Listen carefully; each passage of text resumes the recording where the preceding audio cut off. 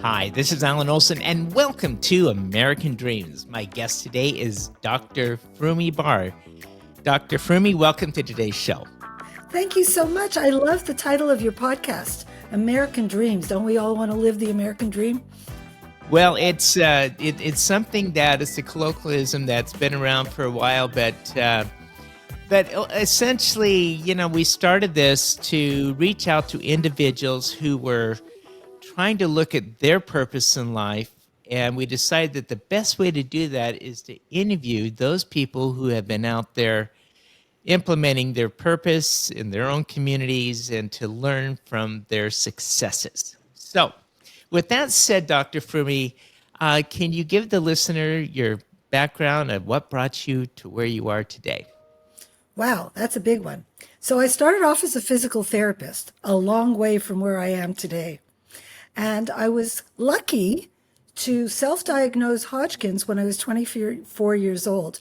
And I say lucky because that taught me very early in life that you can have many chapters in life and that you have to live life to the fullest because you never know when you could just be extinguished. So that's been my philosophy. And as a result, I've had a fabulous journey. I've been the CEO and founder of several companies, a clock manufacturing company that sold to catalog houses, both in Canada and the US. I was the managing partner of an architectural firm. And then I moved to the States and I had two infomercial companies that grew wildly. And so all of that with a degree in physical therapy. So I went back to school and I got an MBA and a PhD with a focus in business. And so I've had a really wonderful journey. It was very hard to grow businesses. It was like having your hair on fire all the time. So I became a student of growth. And that's what led me to where I am today, because I would call myself a growth expert. I work with companies who are starting, funding, and growing businesses. And what I like to say is that very often startups are flying by the seat of their pants, and they need an adult in the room, and they need some discipline and some best practices. So that's how I got where I am. So I'm living the dream. Oh my goodness! And not only living the dream, but you're also, sharing your life experiences with your community there that you develop. So so when a person comes to you, Dr. Frumi, and they give me the 30-second elevator pitch of what you do to help people within your community. Okay. Well, recently I worked with a team. So it's 45 seconds. I worked with a team that were all former CEOs.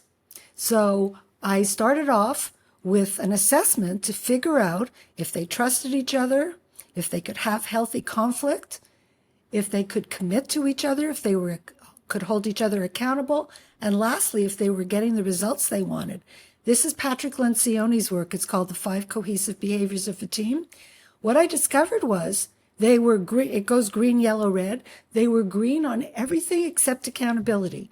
That's where I came in. I taught them the disciplines to grow safely, which means daily stand-ups. It means weekly strategy meetings, monthly review of priorities, 4 12-week years in which you analyze your priorities all the time. So, lots of companies have business plans, but how are they going to implement the plan? That is where they really create the results they need. And that's where I come in as the adult in the room that holds them accountable to actually execute on their business plan. I love it. And then you're currently running the Barr Business School. Yes. And this is your dream business. It is my dream business because, well, it started during COVID. I had a client call me. His name is Ned, one of my favorite clients. He has a benefits company. And with the lockdown, he was really scared because he said, how am I going to go into companies and shake their hand and create benefits programs with them if I can't leave the house? So he said, what I need from you is to teach me how to grow safely, because he had 3 businesses. So teach me with my benefits company so that I can wash, rinse, and repeat with the other two companies. And I thought, okay, why not? So I created a series of lessons for him. And it was so much fun. And at the end of the year, his business grew 37.5% without ever stepping out of his office. And he led his team into this success. So I thought, okay, you know what?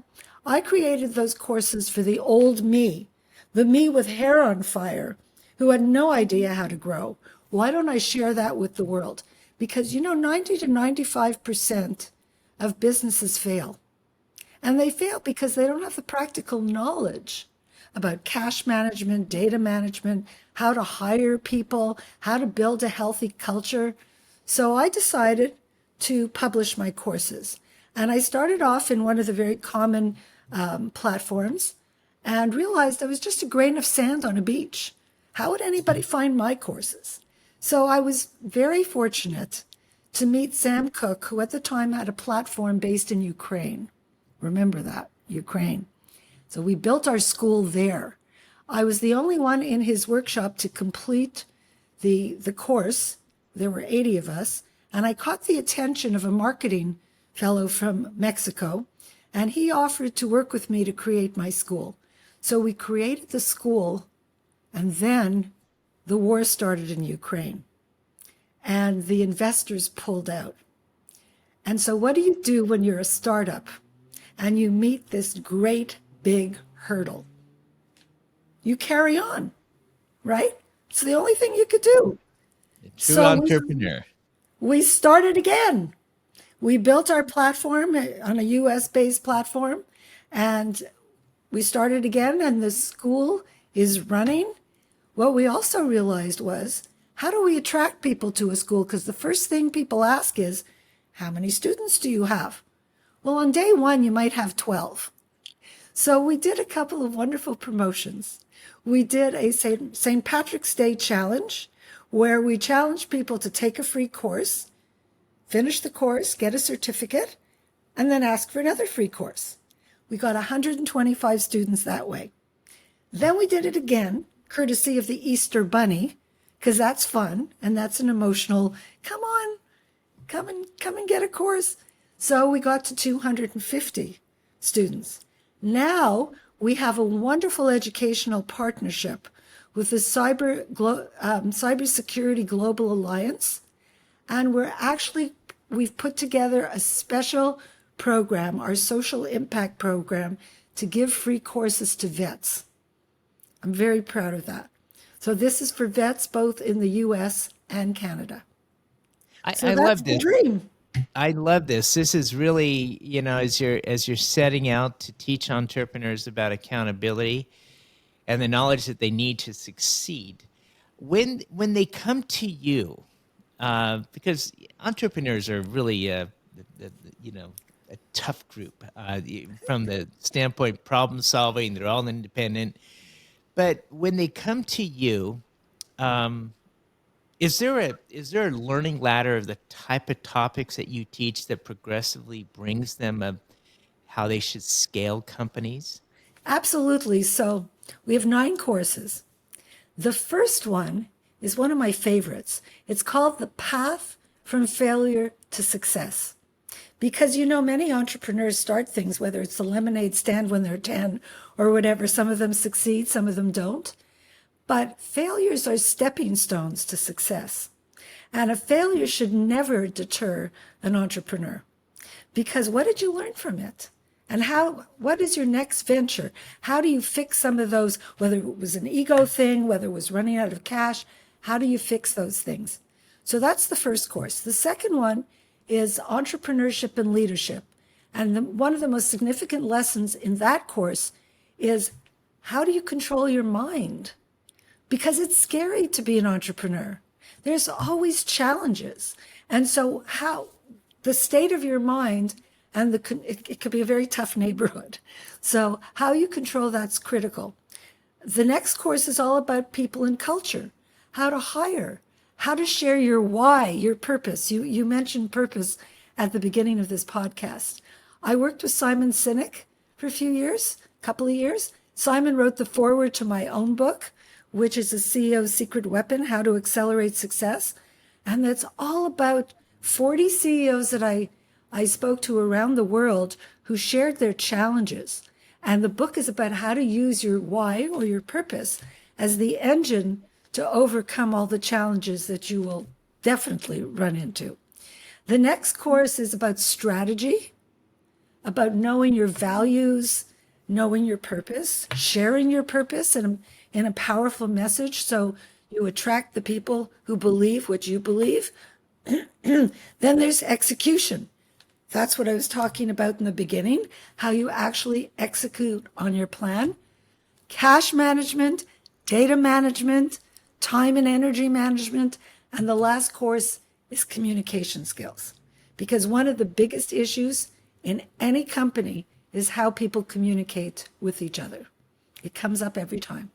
I love it. You know, and when you look at the diversity of your students that have come through the courses, who would you describe as your ideal student?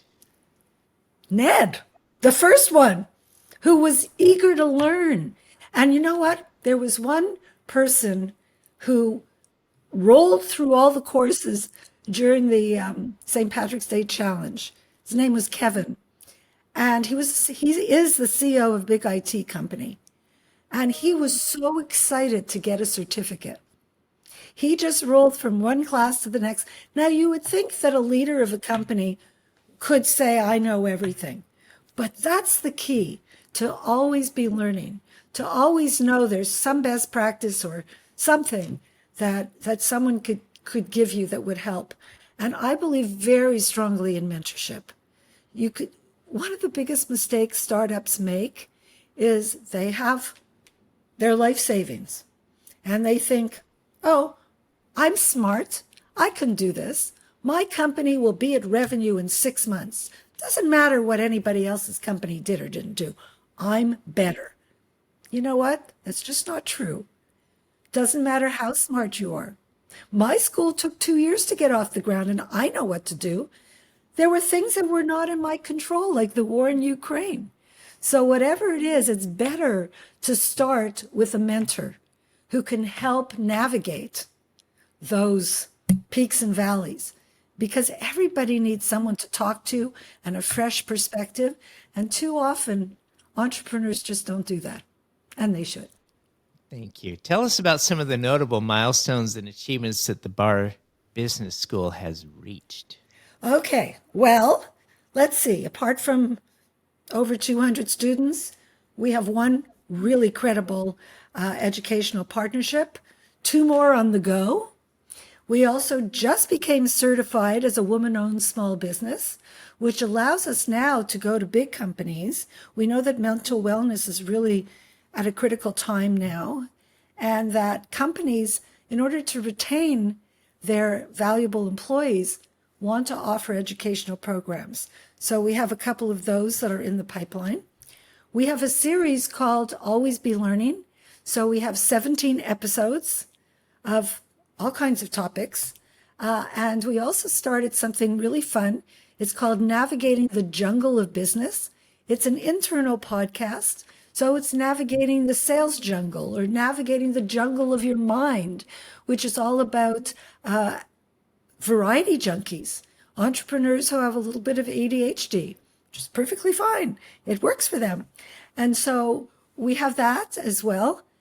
Another really special thing about our school is I started writing book summaries 20 years ago. I was at a leadership conference in San Diego, and I heard a speaker talk about the importance of staying in touch with your network. How can you do that? Well, newsletters often fizzle after about 6 months because people just get tired of the content. But I had already created about 20 book summaries, very comprehensive book summaries. So now I have 150 of them, and they are in the school to enhance the learning. And that's a big differentiator, because that took 20 years of work. That didn't happen overnight. And it's not the 6-page book summaries. My desire with that is for people to really need what an author has to say to whet their appetite so they'll actually buy the book. But a lot of people don't buy books. Or the CEOs that I've dealt with over time, when I've asked them, how many leadership books have you read? One. We could do better than that. So in the beginning, 20 years ago, before we had Kindles, before, we had Audible, they used to print my summaries, take them on airplanes, and learn something. I'm very proud of that. Dr. Fermi, if a person wants to follow up for more information about the Barr Business School, how would they go about that? Write an email to hello@barrbusinessschool.com or go to our website, www.barrbusinessschool.com. And if you're a vet, please do come and get a free course. We're here for you. It's been a pleasure having you with us on today's show of American Thank Dreams. you.